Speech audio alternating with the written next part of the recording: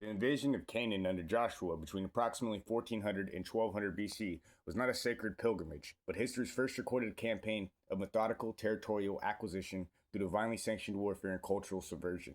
The systematic destruction of fortified Canaanite city-states, from Jericho's walls collapsing under ritualistic siege to Ai's forces being decimated through tactical ambush, served a dual purpose: military conquest and ritual purification of territory.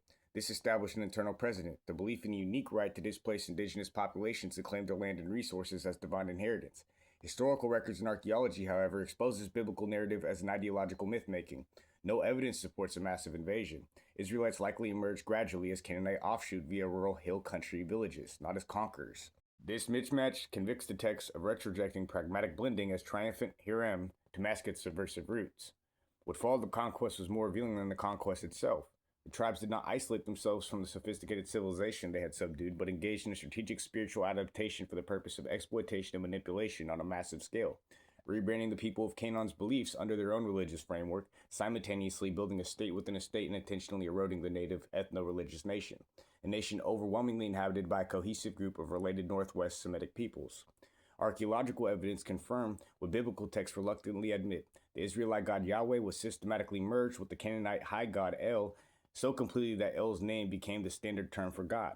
Even more significantly, they adopted prominent Canaanite mother goddess Asherah as Yahweh's divine consort with inscriptions Kunte Latas Rud and Kir Bet El Kam, explicitly referencing Yahweh and his Asherah.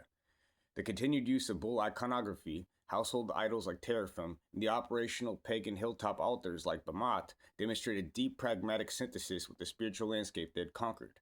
This wasn't spiritual weakness, it was a calculated assimilation of conquered cultures adopting whatever local practices and symbols might strengthen their control over both land and people.